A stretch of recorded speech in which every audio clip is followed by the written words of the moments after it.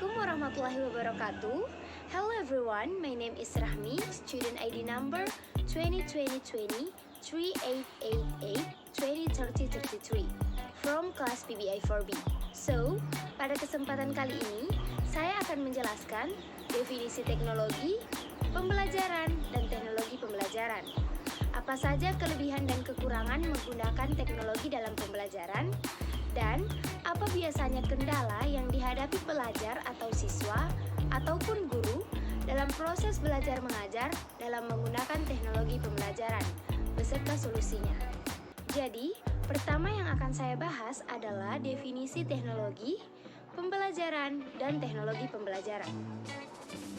Secara umum, pengertian teknologi ialah ilmu pengetahuan yang mempelajari tentang keterampilan dalam menciptakan alat hingga metode pengolahan, guna membantu menyelesaikan berbagai pekerjaan manusia. Selanjutnya yaitu pembelajaran. Pembelajaran merupakan bantuan yang diberikan pendidik agar dapat terjadi proses perolehan ilmu dan pengetahuan, penguasaan kemahiran dan tabiat, serta pembentukan sikap dan kepercayaan pada peserta didik. Dengan kata lain, pembelajaran adalah proses untuk membantu peserta didik agar dapat belajar dengan baik. Selanjutnya yaitu teknologi pembelajaran. Jadi, teknologi pembelajaran adalah teori dan praktek dalam desain, pengembangan, pemanfaatan, pengelolaan, serta evaluasi tentang proses dan sumber untuk belajar. Ini merupakan suatu kesatuan yang utuh untuk meningkatkan hasil belajar peserta didik dalam proses pembelajaran di satuan pendidikan.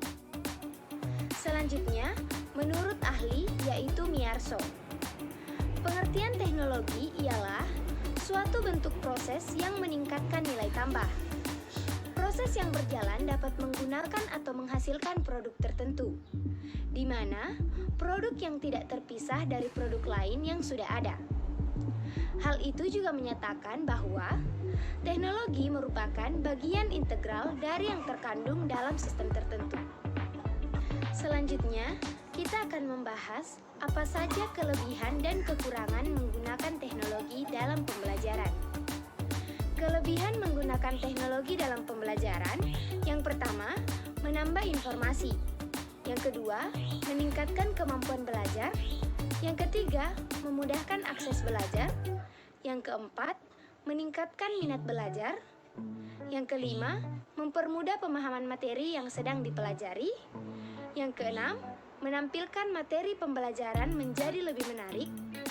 Yang ketujuh, mempermudah mencari informasi pembelajaran. Yang kedelapan, menciptakan cara yang lebih efektif untuk belajar. Yang kesembilan, meningkatkan kualitas pembelajaran. Dan yang terakhir, membantu memvisualisasikan ide-ide abstrak. Di samping memiliki kelebihan, menggunakan teknologi dalam pembelajaran juga memiliki kelemahan atau kekurangan. Yang pertama, munculnya penyalahgunaan sumber informasi pembelajaran. Yang kedua, bisa digunakan untuk hal buruk selain pembelajaran. Yang ketiga, menjadikan ketergantungan bagi siswa dan guru. Yang keempat, berkurangnya interaksi dengan pelajar. Yang kelima, minimnya pengawasan dalam belajar.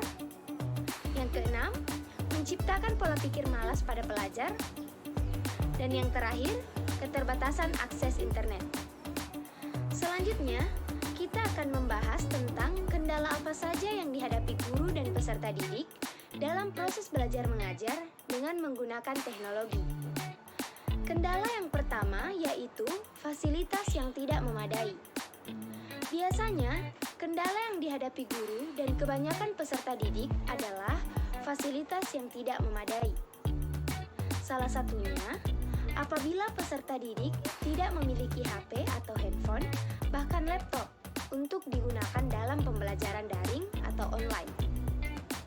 Itu adalah salah satu kendala yang sering dialami oleh peserta didik, terutama bagi mereka yang berlatar belakang tidak mampu. Selanjutnya yaitu akses jaringan yang tidak baik. Akses jaringan yang kurang baik ini seringkali menjadi kendala bagi kebanyakan peserta didik, terutama bagi mereka yang bertempat tinggal jauh dari kota atau bagi mereka yang bertempat tinggal di daerah yang terpencil. Karena hal tersebut, mereka susah untuk mengakses jaringan. Salah satu solusi untuk mengatasi akses jaringan yang tidak baik adalah dengan mengantisipasi akses jaringan yang tidak baik tersebut dengan pergi ke tempat yang memiliki jaringan yang cukup bagus sebelum pembelajaran dimulai. Selanjutnya yaitu gaptek atau gagap teknologi. Tidak dapat dipungkiri bahwa seorang guru pun juga bisa saja gagap teknologi. Begitupun dengan peserta didik. Banyak sekali faktor-faktor yang dapat menyebabkan guru atau peserta didik mengalami gagap teknologi. Salah satunya adalah kurangnya fasilitas atau kurangnya mengupgrade atau mengikuti perkembangan zaman dengan kecanggihan teknologi yang ada. Sehingga guru atau peserta didik menjadi tertinggal, yang menyebabkan mereka menjadi kurang mahir dalam menggunakan teknologi. Untuk mengatasi gagap teknologi atau gaptek ini, baik untuk peserta didik ataupun untuk guru adalah dengan terus mengikuti perkembangan zaman dan terus mengupgrade ilmu pengetahuan yang mereka miliki. Dan yang terakhir yaitu biaya yang mahal. Salah satu kendala yang dihadapi guru dan kebanyakan peserta didik adalah biaya yang mahal. Dikarenakan pembelajaran daring membutuhkan kuota atau konsumsi kuota yang banyak, sehingga secara otomatis kebutuhan atau biaya untuk membeli kuota semakin meningkat. Itulah beberapa hal yang dapat saya jelaskan mengenai penggunaan teknologi dalam pembelajaran. Mulai dari definisi teknologi, definisi pembelajaran, definisi teknologi pembelajaran, dan definisi teknologi menurut ahli. Kemudian, kelebihan yang dapat kita temukan membawa banyak hal baik yang dapat meningkatkan sistem pendidikan. Meskipun memiliki kelemahan dan kekurangan, bahkan memiliki beberapa kendala dalam penerapannya, dengan manajemen yang tepat, efek buruk tersebut dapat diminimalisasi. Tentu itu semua tergantung pada lembaga pendidikan, serta tergantung pada para pelajar di lembaga itu yang sangat berperan penting dalam penggunaan teknologi.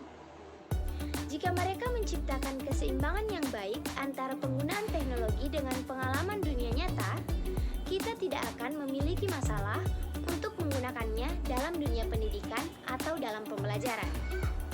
Okay, I think that's all my explanation. Thank you very much and see you. Wassalamualaikum warahmatullahi wabarakatuh.